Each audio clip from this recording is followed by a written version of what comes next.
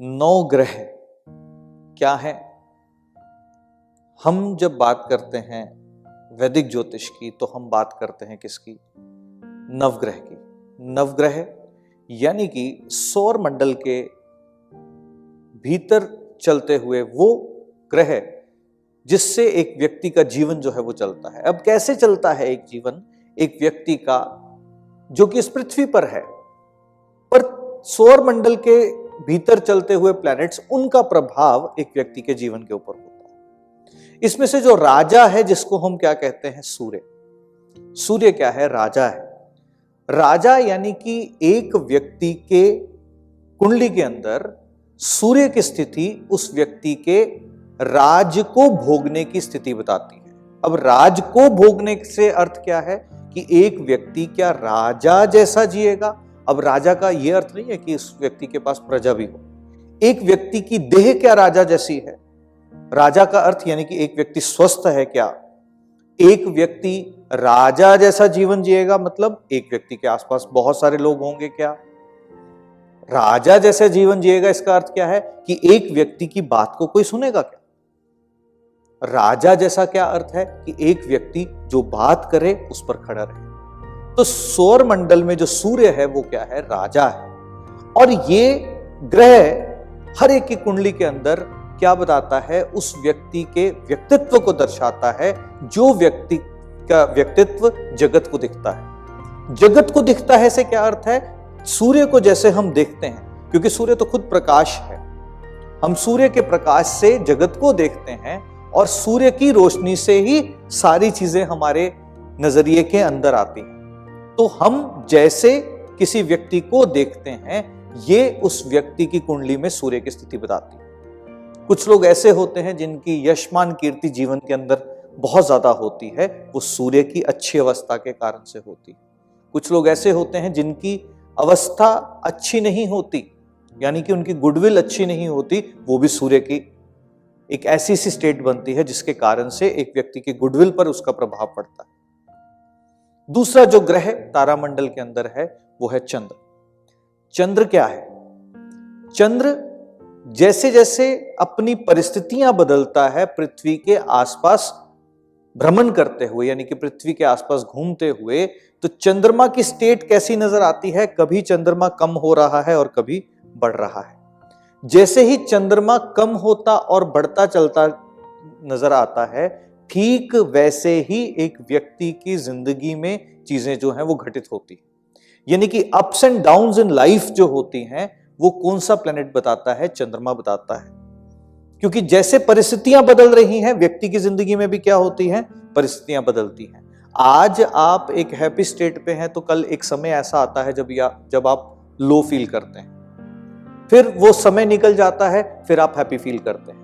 तो चंद्रमा की स्थिति एक व्यक्ति के चार्ट के अंदर, एक कुंडली के अंदर उस व्यक्ति की मनोस्थिति बताती है कि ये व्यक्ति की मनोस्थिति इस पर्टिकुलर टाइम पर कैसे रहने वाली है। क्या ये व्यक्ति इस पर्टिकुलर टाइम पर हैप्पी रहेगा?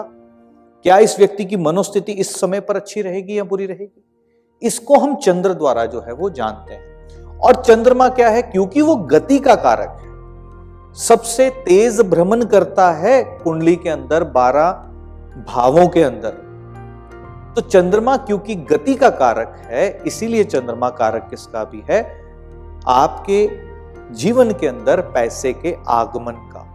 यानी कि पैसा जिसको चंचला कहा जाता है, वो पैसा कैसे आएगा आपके पास, ये चंद्रमा बताता है। तो जब भी कभी लोग कहते हैं कि पैसे नहीं आ रहे या पैसे अटक गए, तो चंद्रमा की परिस्थितियां खराब होती। तीसरा ग्रह जो तारामंडल में आता है जिसको हम कहते हैं बुध। बुध यानी कि मरकुरी।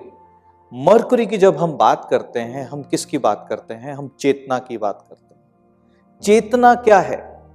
चेतना हर वो काम जो आप होश में रह करके करते हो, वरना जीवन जो है वो बेहोशी में ही निकल जाता है। आधी से ज्यादा काम आप कर रहे हो और आपको पता नहीं होता। खाना खा रहे हो, बस वो खाना शुरू हुआ और कब खत्म हो गया पता नहीं चला, पर क्या उस खाने का स्वाद आ रहा है? ये बुध है। यानी कि चेतना का उस समय पर होना जहां पर चेतना को होना चाहिए। तो बुध क्या करता है, आपकी चेतना को, आपके चेतन को गवर्न करता है, यानी कि आपकी मानसिक क्षमताओं को बताता है। और बुध जब एक मानसिक क्षमताओं को बताता है तो एक व्यक्ति के जीवन के अंदर व्यक्ति कितना पढ़ा लिखा है, व्यक्ति कितना आगे पढ़ पाएगा, व्यक्ति कितना ज्यादा अपने जीवन में धन अर्जित कर पाएगा। धन क्यों? क्योंकि बुध क्या है, अगेन बुद्धि का कारक, और कार्य वही धन लेकर के आता है जिसको बुद्धि द्वारा किया जाए, वरना मेहनत तो एक मजदूर भी कर रहा है। अब बुद्धि द्वारा जो भी कार्य करते हो उस कार्य द्वारा धन जो है अर्जित किया जाता है। इसलिए बुध एक प्लैनेट, ऐसा प्लैनेट है जो कि अगर किसी की पत्री के अंदर सही नहीं बैठा हो या उसकी अवस्थाएं कुछ सही नहीं हो तो व्यक्ति की बुद्धि जो है, यानी कि व्यक्ति की चेतना जो है वो सही से काम नहीं करेगी। व्यक्ति लाइफ के जो डिसीजंस लेगा वो डिसीजंस गलत हो जाएंगे। तो बुध बहुत ही एक मेजर रोल प्ले करता है। फिर एक प्लैनेट कौन सा आता है जिसको हम कहते हैं बृहस्पति। बृहस्पति एक ऐसा सा ग्रह है कुंडली के अंदर जो कि एक व्यक्ति के विस्तार की क्षमताओं को बताता है। क्या व्यक्ति अपने जीवन का दृष्टिकोण बड़ा रखता है? क्या वो अपने लिए कुछ बड़ा सोच पाता है? क्या वो अपनी लाइफ को फलता फूलता बड़ा होता हुआ देखता है? क्या उसका लाइफ को लेकर के विजन क्लियर है? अगर एक व्यक्ति का अपनी लाइफ के प्रति विजन क्लियर है, वो व्यक्ति अपनी लाइफ को अच्छे से जानता है कि मेरे साथ आज से इतने साल बाद ऐसा घटित होना चाहिए, तो इसका मतलब क्या है कि उसका विजन ऑफ लाइफ जो है वो क्लियर है। अब विजन ऑफ लाइफ क्लियर है, इसका मतलब जुपिटर, क्योंकि वैदिक ज्योतिष के अंदर हम क्या बोलते हैं उन्हें, देवगुरु। गुरु यानी कि आपको गुरु क्या करते हैं, मार्गदर्शन देते हैं, यानी कि आपका मार्ग, आपका रास्ता, आपका जो रूट है, जो रहने वाला है, क्या आप जानते हैं कि आप किस रास्ते जा रहे हैं? तो ये जुपिटर देता है। और जुपिटर क्या देता है? जुपिटर आपको जिंदगी के अंदर एबंडेंस देता है, आपको ग्रोथ ऑफ लाइफ देता है। तो जब भी कभी कुंडली के अंदर जुपिटर की अवस्थाएं खराब होती हैं तो एक व्यक्ति का परिवार आगे नहीं बढ़ता। परिवार आगे नहीं बढ़ता, इसका क्या अर्थ है कि एक स्त्री की कुंडली में जब खराब होता है तो शादी को लेकर के समस्याएं आती। एक पुरुष की कुंडली में जब भी बृहस्पति की प्लेसमेंट सही नहीं होती तो पुत्र संतान सुख को लेकर के चैलेंजेस जो हैं वो आना शुरू हो जाते हैं। यानी कि जीवन का आगे बढ़ना वो जो है वो रुक जाता है, जीवन का आगे विस्तार होना, उसके अंदर चैलेंजेस जो हैं वो नजर आते हैं। अब एक और प्लैनेट जो कि इसके साथ ही जुड़ा हुआ है जिसको हम कहते हैं शुक्र। शुक्र एक ऐसा ग्रह है तारामंडल के अंदर जिसको कहते हैं लग्जरी का स्वामी।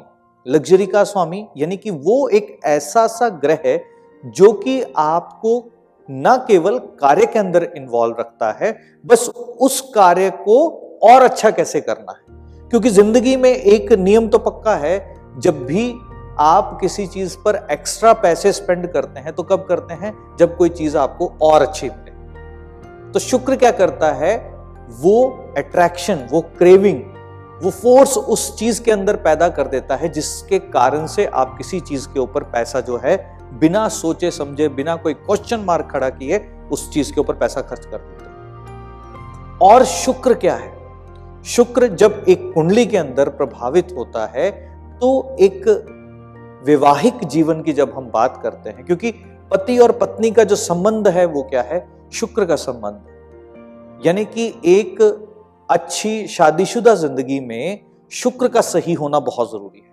क्योंकि अगर शुक्र सही नहीं है, ये जरूरी नहीं है कि शादी ना हो, हाँ, पर यह जरूर है कि शादी अगर हो भी जाए तो शादी का सुख व्यक्ति को नहीं मिलता, या हो सकता है आपस में ना बनती हो, लेवल ऑफ अंडरस्टैंडिंग जो है वो क्लियर ना हो, या एक दूसरे की समझ जो है वो छूट जाए, या एक दूसरे के साथ चॉइसेस का ना मिल पाना, ये शुक्र की बात है।